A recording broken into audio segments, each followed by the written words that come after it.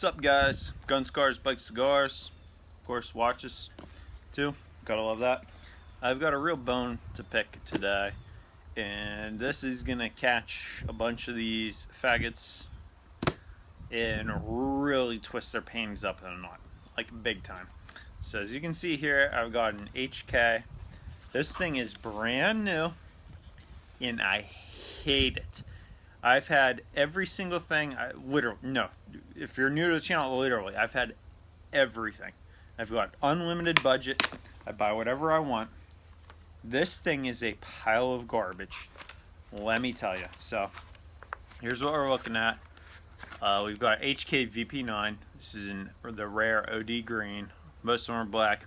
The other ones that are, yeah, anybody's gonna say, oh, most of them are, yeah, of course most of them are black.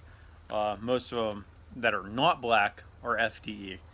So this is the rare OD. This is the stock barrel. I have not put a single bullet down the stock barrel.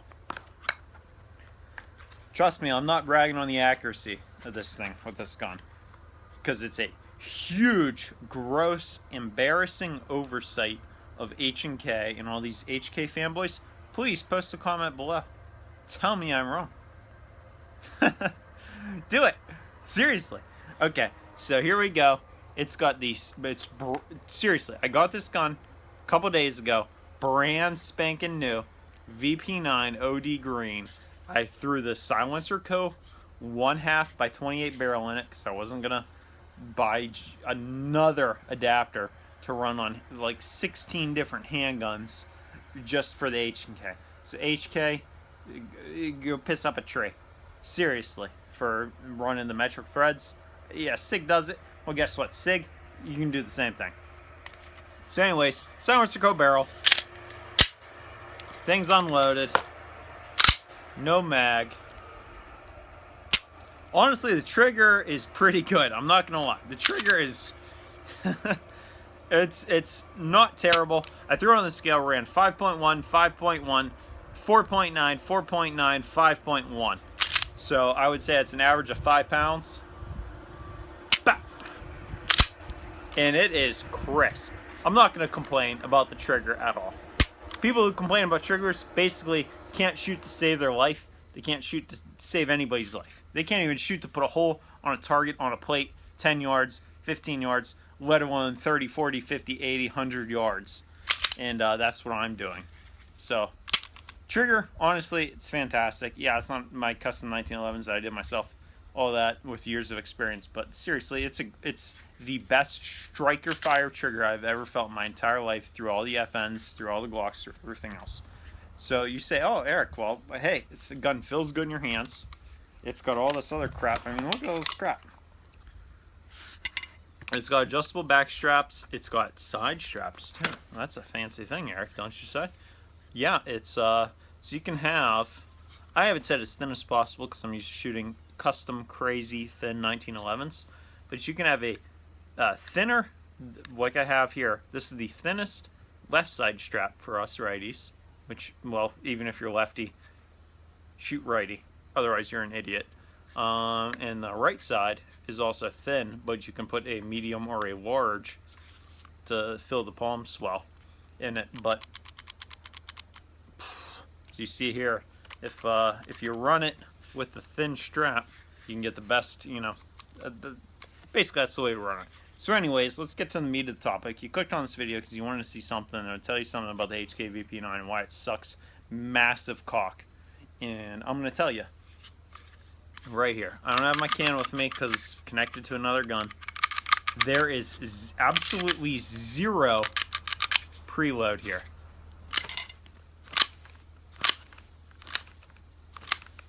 And there's no can on it. Imagine a pound of a can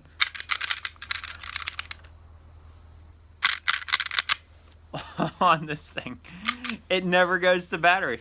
The main problem with the VP9 is it does not go to battery. If it's back a millimeter, okay, so your Glock, okay, yes. The 1911, yes. XDM, XD, yep, okay, all these SIG guys, yep. If this thing, if the slide is back a fraction of a hair, it's not going off. If this, I'm not joking. If the slide is back, pull out your micrometer there, boys. If it is back even a hair, it's not going off, boys. And with a can on the end of this, which is the only way I was going to run it, is going to block it up, jam it up, because that recoil spring sucks. They, H&K, so, okay, cut everything else. Here's the deal. Recoil spring on this gun is way too stiff. It's way too light. Now, if you listen to what I heard there, it's way too stiff, it's way too light. That's because they did it wrong. The recoil spring in this is too short and too stiff. It needs to be longer, way longer, at least 1 inch to 2 inches longer, and at least 3 to 5 pounds lighter in its static compression rate. The problem here, where I say where it's too light and too stiff, is because it is way too stiff. Way too stiff. This thing is as stiff as like a 45 super spring. If you're an HK expert, you can go pound salt, because you're not an expert unless you agree with me on this. There is literally a zero. You heard me shaking this thing. If you look at this thing wrong, I'm not joking. You can't sense this through the camera. This is the only gun I've ever had in my entire life out of 40 plus guns where you could pull this. If a fly lands on your front sight, your gun's going out of battery. Put a 1 pound can on this bad boy. It's never in battery, period. The reason why I say it's too light and too stiff is because the static preload at battery is 0. Absolute 0. A, it's too loud. That's a totally different subject. The gun unlocks, unchambers, and sounds coming out through the port on the chamber because it's too light. Static preload. That's completely irrelevant. The main purpose of this is the gun is not going to be functional. It is not going to save your life. It's not going to save your guy's life on your contract out in Iraq and everywhere else in Africa where you're running, because you chose a HK because you said, oh, the Glock guys, these guys can SMD, BBQ. For real. Seriously, don't buy one of these if you're going to run it canned, period. It'll save your life. It'll save your pocketbook. It'll save everything else. If you're going to run a suppressor on an HK, I don't know about the USP. I've never had one. Don't run a VP9. Nobody makes a spring. The guys running those 22-pound springs from whoever's tech, they're wrong. They did it wrong. I'm not going to make a spring for you guys. Who's buying these things to run a can on them? Probably like 50 people out of the whole entire universe. I'm not going to do anything to make 50 springs for 50 guys. You guys can go pound salt. Go buy a...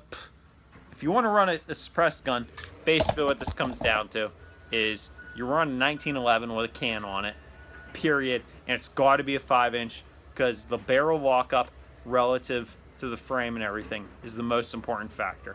If you're talking accuracy beyond 30 yards, couldn't do that with just 2 fingers because it's too stiff. So if you want to run a legit, if you're watching this just checking your research, don't buy an M9A3. The barrel, when it's at full battery, has at least a millimeter play side to side, up, down, left, right. Thing's not going to shoot, period. I bet my life on it. I've got like $2 million in the bank right now. I will bet you on that thing not running for shit past 70 yards. It probably can't even hit an IDP pay once out of a mag at 70 yards. So anyways, we're back on topic with the VP9. Gun shoots good. Honestly, it shoots fine, but it doesn't go to battery. Never goes to battery with cam.